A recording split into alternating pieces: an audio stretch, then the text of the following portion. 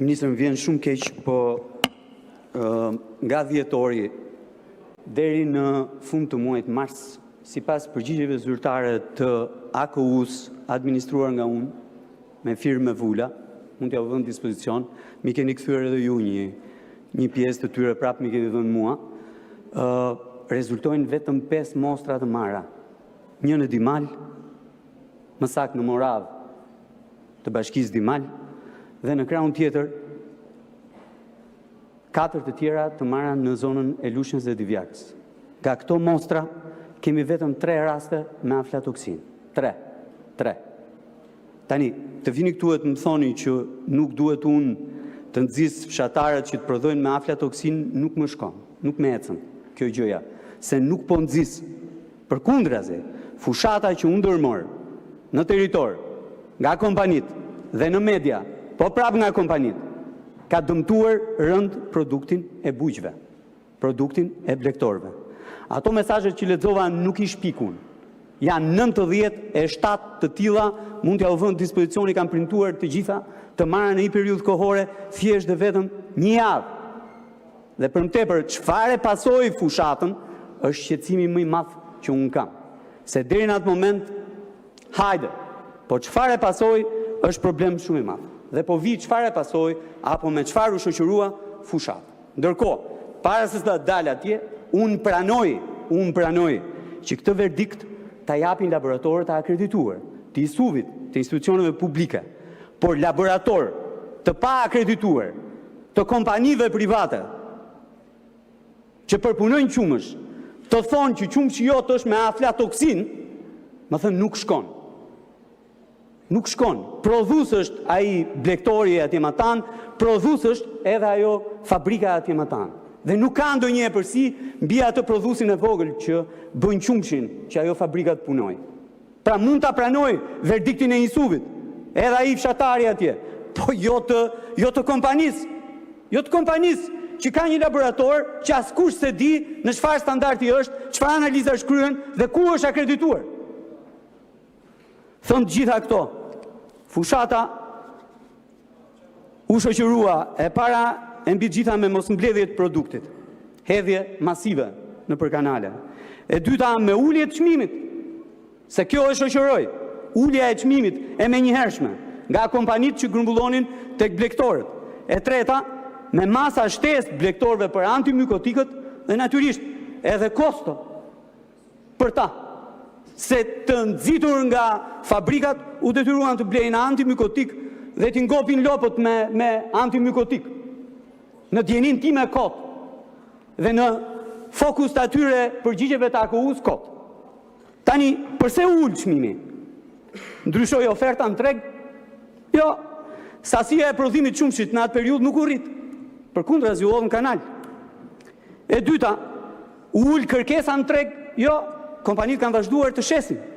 Madje të bëjnë dhe një element tjetër, shumë të rëndësishëm për cilin do flasë më poshtë, për të zvendosur qumshin që nuk mblodhen nga blektorët. Në janar hyri në fuqi ligji për rimbursimin me 10% tatimin mbi vlerën e shtuar për çdo faturë produkti bujqësor e blektoral.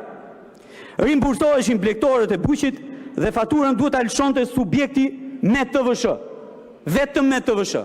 Dhe në këtë kontekst ajo që dua të them është fabrika është subjekti që duhet lëshoj faturën me TVSH. Pra për të marrë 10% të vlerës, një bujk apo blektor duhet ta çojë qumshin veç tek fabrika, askund tjetër pa TVSH. Me detyrimet e ligjit të ri për TVSH-n, fabrika duhet lëshoj faturë për blektorin edhe nën presionin e blektorit, që normalisht ka dëgjuar nga këtu që duhet marrë 10% vlerës faturës mbrapsht. Lëshimi I faturës do nxirrten pa evazionin e frikshëm, një sport masiv në bujqësi e blektori dhe sjellje e qëndrueshme në zinxhirin e përpunimit dhe të shitjes së këtij produktit përpunuar. Tani I mbani mend këto tabela, I kam nxjerrë këtu kur po diskutoj paketa fiskale dhe ligji për tatimin mbi vlerën e shtuar. Janë llogari të bëra mbi një çmim hipotetik. Çmim hipotetik. Qoftë të produkteve perime, fruta e kështu me radhë, qoftë edhe të qumshit.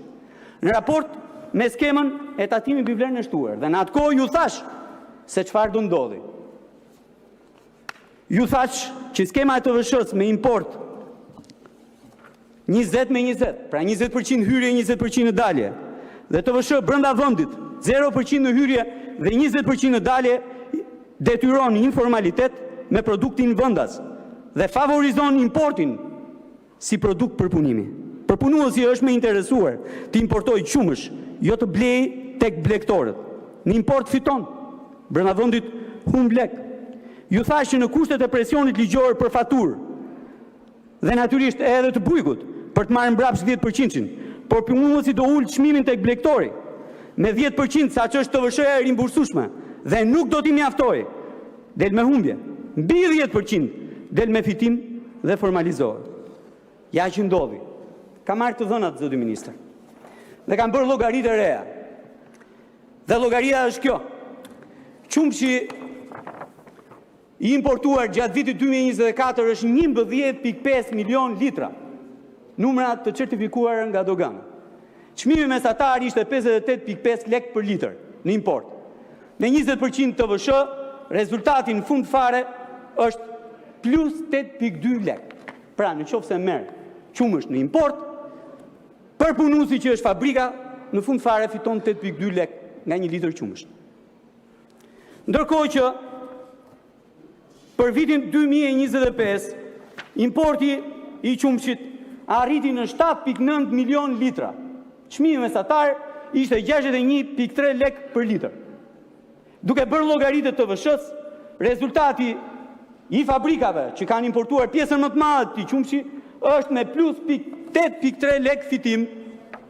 Po prap, pra të marrë qumësh në import, qoftë gjatë vitit 2024, qoftë edhe gjatë vitit 2025, me çmim më të lartë se sa çmimi i qumshit vendas, rezulton me fitim. Tani, çfarë ndodh me çmimin që ishte 55 lek për litër të blerë brenda vendit? Me TVSH 0 lek në hyrje dhe me TVSH 20 lek në dalje, rezultati është 0.8 lek humbje. 0.8 lek humbje. Tani natyrisht që humbja është më e madhe, se gjatë vitit 2024 çmimi i qumshit tek fermerët ishte fiks 65 lek. Ka qenë ministër tjetër atëherë në detyrë dhe u bë luftë e madhe nga fabrikat që të ulnin çmimin e grumbullimit të qumshit tek fermerët. Po marr atë që ishte i fundit, para se sa të hynim në fushatën masive të qumshit kancerogjen të lopëve. Ishte 55 lek. Pra del me humbje 0.8 lek për litër. Dhe llogaria tjetër është akoma dhe më interesante. Me çmimin e qumshit që është sot 47 lek tek fermeri, me TVSH 0% në hyrje dhe 20% në dalje, rezultati shkon në 0.5 lek fitim. Pra, ulja e çmimit të qumshit tek blegtori u detyrua pikërisht nga rezultati financiar, rezultati ekonomik i fabrikave të qumshit.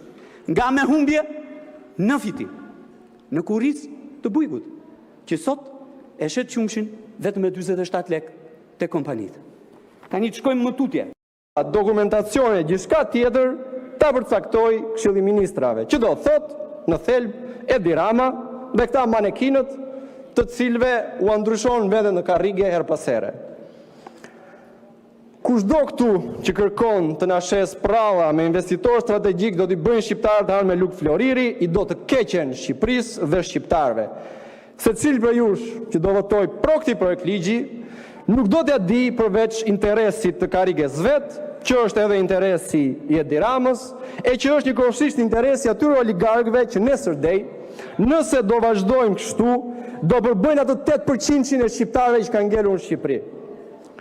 Meqense ky ligj nuk është as kërkesë e BE-s për antarësim, edhe pse është kaluar me procedurë përshpejtuar, madje meqense kohët e fundit, siç po dëgjojmë në media, për partinë në pushtet, dëgjojmë të flitet edhe për opozitë të brendshme, çudi e madhe, për mendimin dhe zëra ndryshe që po qarkullojnë brenda Partisë Socialiste. Atëherë ja ku e keni rastin.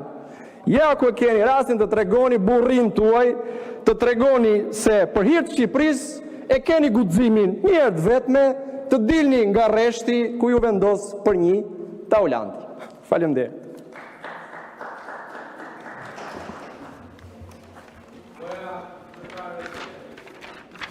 Po, zoti Balla, keni drejt. Replik me zotin Muçi, pastaj fjalën e ka zoti Kapri. Zoti Muçi, unë ju respektoj si një deputet i ri dhe më vjen keq që një djalë i ri si ti vjen këtu dhe na flet si dikur në këtë sallë flisnin për luftën e klasave. Jo i këtij, jo i atij. Ndoshta edhe ti në jetën tënde politike do të ftillohesh dhe do ikish nga aty ku je dhe mund të shkosh në një formacion tjetër politik. Dhe mirë do bësh që të lëvizish aty ku je. Sepse ky vend e ka vuajtur luftën kundër kapitalizmit, siç e quanin në këtë sallë. Para 36 vitesh në këtë sallë flitej siç folet ti këtu. Kundër kulakëve, kundër pronës. Përmende këtu emra biznesmenësh të cilët paguajnë taksat dhe ndërkohë që me i pjesë të taksave tyre paguhet edhe paga jote. Dhe ndërkohë nëse ke diçka konkrete kundër këtyre biznesmenëve, mund shkosh ti denoncosh në prokurori. Por askush nuk ka thënë që ajo foltore mund përdoret për populizëm mjeran kundër atyre që investojnë në Shqipëri. Dhe ndërkohë që ato që the për portet nuk është as pak e vërtet, unë mund të them dhe dëgjova këtu një deputet Durrësit që foli për portin në Porto Romano nga kompania MBM. Ai port sot ka vetëm 20% kapacitetit vetë të zënë dhe që ka hapësirë për një koleg të opozitës që ngriti shqetësimin që ne s'do kemi hapësirë edhe 80%. Kështu që mos u shqetësoni, kjo qeveri ka planifikuar si duhet kapacitetet tona përpunuese në sektorin e transportit detar dhe ai port atje është shembulli më i mirë se si kjo qeveri ka ditur të planifikojë në kohë dhe sot aty kemi një prej porteve me aftësitë përpunuese më të mëdha në detin Adriatik. Faleminderit. Zoti Kapri, keni fjalën? Po nuk ka replik mi replik, zoti Muçi, në bazë rregullore. Jo. S'duhet ai kishte për